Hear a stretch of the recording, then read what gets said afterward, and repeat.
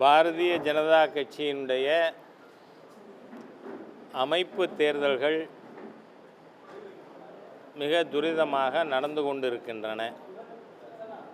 இன்றைய தினம் கட்சியினுடைய கோர் கமிட்டி மற்றும் மூத்த தலைவர்களது கூட்டம்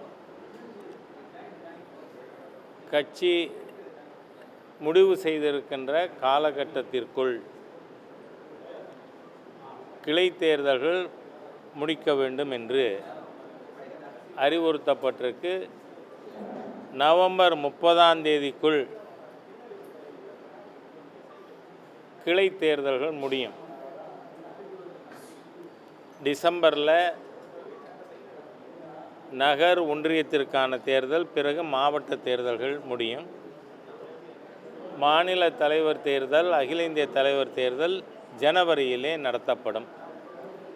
அதற்காக பொறுப்பாளர்கள் யார் யார் எந்தெந்த மாவட்டத்தில் பணியாற்றுவது ஆகிய விஷயங்கள் இன்று முடிவு செய்யப்பட்டன.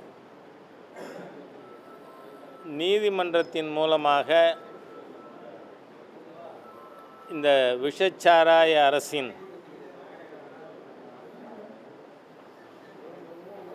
செயல்பாட்டின் காரணமாக 68 பேர் கள்ளக்குறிச்சியில் இறந்தார்கள். அது பற்றி இப்போ சிபிஐக்கு நீதிமன்றமே சிபிஐ விசாரிக்கட்டும் என்று கூறியிருப்பது வரவேற்கத்தக்கது. ஏன்னு சொன்னால் தமிழ்நாடு முழுக்க இந்த புது பேரே இருக்குது. டாஸ்மாக் சாராயம், சந்துக்கடை சாராயம்னு ஒன்று. ஏன்னா என்னுடைய அருமை நண்பர் துரைமுருகன் அவர்களே ஒத்துன்ருக்கார். டாஸ்மாக் சரக்கில் போதை ஏறுறது இல்லைங்கிறதுனால சந்துக்கடை சரக்கை தேடி தமிழ் குடிமக்கள் போகிறாங்க அப்படின்னு. அரசாங்கத்தினுடைய முழு ஃபெயில்யூர் கள்ளக்குறிச்சி சம்பவம். It is slur on the face of Tamil Nadu administration.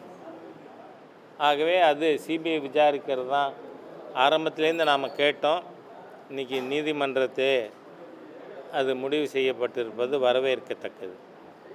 அதாவது எல்ஐசி விஷயத்தில் எல்லா மொழிகளிலும் அவங்க அந்த ஆடு கொடுத்துருந்தாங்க. அது சில ஸ்நாக்ஸ் மூலமாக தமிழ் வரல.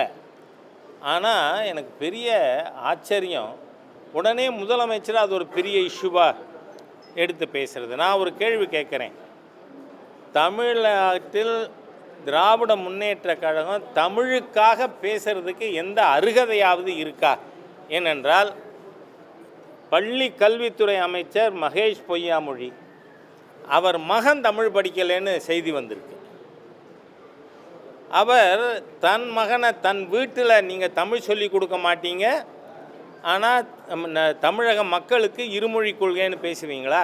ஸ்டாலின் குழந்தைகள், கனிமொழி குழந்தைகள், அவங்க வீட்டில் இருக்கிறவங்க எல்லாம் இருமொழி கொள்கை படிக்கிறீங்களா, ஃபாலோ பண்ணுறீங்களா? உங்கள் பள்ளிக்கூடம் வெக்கமே இல்லாமல் சிபிஎஸ்சி பள்ளிக்கூடம் நடத்துகிற குற்றவாளிகளின் கட்சி திராவிட முன்னேற்ற கழகம்.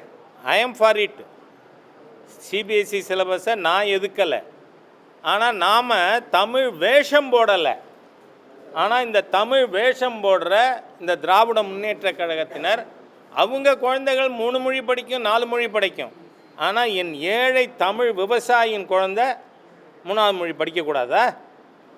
ஏழை தொழிலாளர் குழந்தை படிக்கக்கூடாதா? இவர்கள் தீய சக்தியா இல்லையா? இன்றைக்கி மகேஷ் பொய்யாமொழி ஷுட் கிளாரிஃபை. ஏன் உங்கள் பையன் ஃப்ரெஞ்சு படிக்கணும்? ஏன் தமிழ் படிக்கலை? ஏன் திராவிட முன்னேற்ற கழகத்தில் இருக்கிறவங்களுடைய குழந்தைகள்லாம் சமச்சீர் கல்வியில் சேர்க்க மாட்டீங்க உங்கள் குழந்தைகளை? ஆகவே இந்த மொழி தகுடு திட்டம், உங்களுடைய மோசமான நடவடிக்கை, மக்கள் விரோத செயல்கிறேன்னா சாதாரண ஏழை எளிய மக்களுக்கு நீங்கள் தடை போடுவீங்க.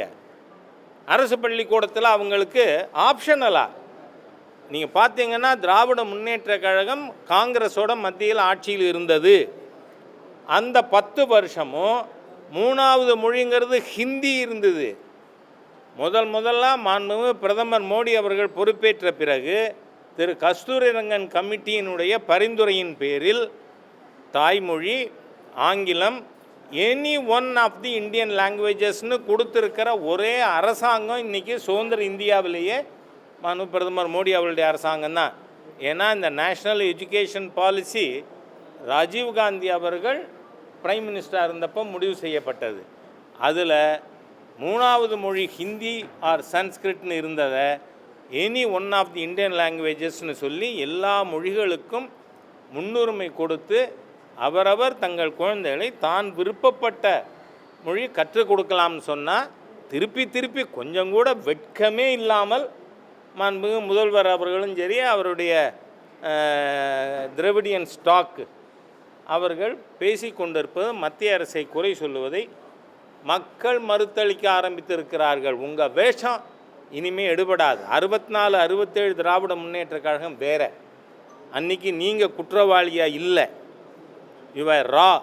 ஆனால் இன்றைக்கி எல்லா திராவிட முன்னேற்ற கழகம் முதலமைச்சர் குடும்பத்திலிருந்து எல்லாருமே குற்றவாளிகள் தமிழ் விஷயத்தில்.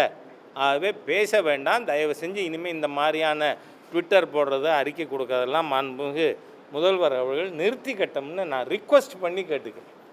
அவ்வளோதான்.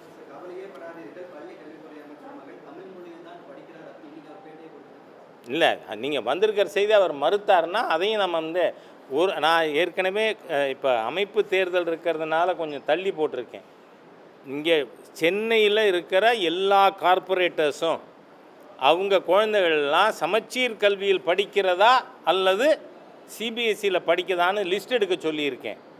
ஏன்னா ஏற்கனவே நான் 40 திராவிட முன்னேற்ற கழக தலைவர்கள் நடத்துகிற சிபிஎஸ்சி பள்ளிக்கூடத்தை பற்றி பட்டியல் வெளியிட்டவன் 4 வருஷம் முன்னாடியே. ஆகவே இவர்கள் ரெட்டை வேஷம் போடுறவங்க. தன் வீட்டுக்கு ஹிந்தி வேணும், தன் வீட்டுக்கு சம்ஸ்கிருதம் வேணும், ஆனால் ஏழை தமிழ் மக்கள் படிக்கக்கூடாது. குறவளையை நெருக்குவேன், படிக்காதேன்னு சொல்லுவேன். அதெல்லாம் சரியில்லை. Okay, thank you. அந்த பையனே நான் ஃப்ரெஞ்சு தான் எடுத்துருக்கேன், தமிழ் எடுக்கலன்னு அந்த பையனே சொல்லியிருக்காங்கிறார் நம்ம நண்பர். அதனால் நான் என்ன சொல்கிறேன், திராவிட முன்னேற்ற கழகம் பொய்யர்களின் கட்சி தானே.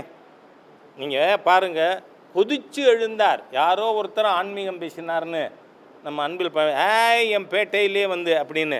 நான் இப்போ கேட்குறேன், தூத்துக்குடி மாவட்டத்தில் ஒரு பள்ளியினுடைய உடற்கல்வி ஆசிரியர் அந்த மாணவியை பாலியல் துன்புறுத்தல் பண்ணினாரா இல்லையா?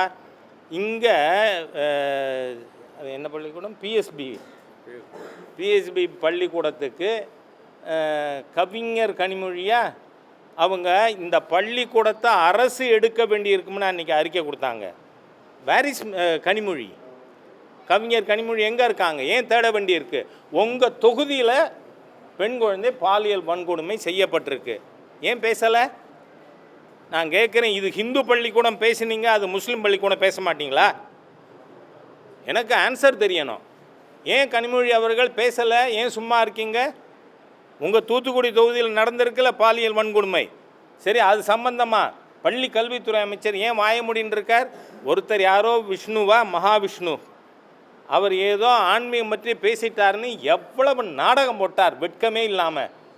ஏன் இன்றைக்கி தூத்துக்குடி பற்றி பேசல? அது உங்கள் பேட்டையில் வராதா? அது கனிமொழி பேட்டையோ, அது மகேஷ் பேட்டையில் வராது. ஆகவே திராவிட முன்னேற்ற கழகம் எல்லா விதத்திலும் தோற்றுப்போன மக்கள் விரோத அரசாங்கம், பெண்களை பற்றி கவலைப்படாத ஒரு அரசாங்கம், பெண் குழந்தைகள் பற்றி கவலைப்படாத அரசாங்கம். அதனால் தயவு செய்து let the honourable chief minister concentrate in governance. Thank you.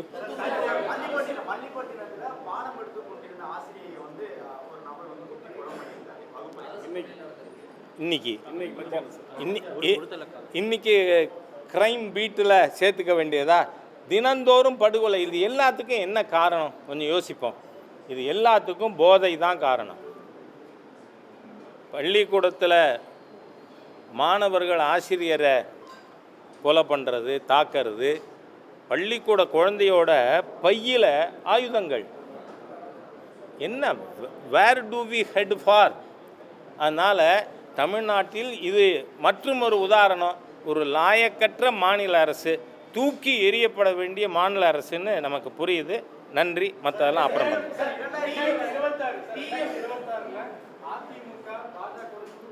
ஏங்க இங்கே பாருங்கள், நான் என்ன சொல்கிறேன், நான் மீண்டும் மீண்டும் உங்கள்கிட்ட சொல்லிகிட்டே இருக்கேன். ஏங்க நீங்கள் மீண்டும் மீண்டும் எங்கிட்ட கேட்டுட்டு இருக்கீங்கன்னு எனக்கு தெரியல. ப்ளீஸ் நான் தயவு பண்ணி கூட்டணி பற்றி கேள்விகள் கேட்கவே வேண்டாங்கிறேன். நான் ஏனென்றால் தெளிவாக சொல்லியிருக்கேன், கூட்டணி it is the domain of national parliament board. அவங்க தான் முடிவு பண்ணணும். என்ன இங்கே பாருங்கள், அது நீங்கள் நான் உங்கள் மூலமாக எங்கள் நேஷ்னல் லீடர்ஷிப்புக்கு பேசணும்னு அவசியம் இருக்கிறதா நீங்கள் நினச்சிங்கன்னா அது தப்பு. ஏன்னா எங்கள் லீடர்ஷிப்புக்கும் எனக்கும் எந்த கேப்பும் இல்லை. எந்த விஷயங்கள் நாங்கள் லீடர்ஷிப்கிட்ட சொல்லணுமோ அது உங்கள் மூலமாக சொல்ல வேண்டிய அவசியம் எங்களுக்கு இல்லை. அதனால் நோ சார், இதை நீங்கள் கேட்க வேண்டிய இடம் அவங்கள்ட்ட. நான் தெளிவாக சொல்லிட்டேன், எந்த கட்சியோடும் கூட்டணி பற்றி பாரதிய ஜனதா கட்சி நாங்கள் அறிவிப்பு செய்ய மாட்டோம். அகில இந்திய தலைமை என்ன முடிவெடுக்கிறதோ அதை செயல்படுத்தும் இடத்தில் நாங்கள் இருக்கோம். இதை நான் எத்தனை தான் சொல்லி என்னையும் போட்டு தொந்தரவு பண்ணிகிட்டே இருக்கீங்க. என் ஸ்ட்ராட்டஜி நான் பார்ட்டிக்கு உள்ளே விவாதிக்கணுமா இல்லை உங்களோட உட்காந்து விவாதிக்கணுமா? அப்போ நான் மேலே பேசினதே அவசியம் இல்லையோ? தேங்க்யூ. உங்களுக்கு இந்த ஒரு கொஸ்டின் அது ஹைகோர்ட்டினுடைய order. I welcome it. Thank you. பாதகம் செய்பவரை கண்டால் நாம் பயங்கொள்ளலாகாது பாப்பா. மோதி மிதித்து விடு பாப்பா, அவர் முகத்தில் உமிழ்ந்து விடு பாப்பா. அண்மை செய்திகளை உடனுக்குடன் தெரிந்து கொள்ள இணைந்திருங்கள் இயம்நாடு தொலைக்காட்சியுடன்.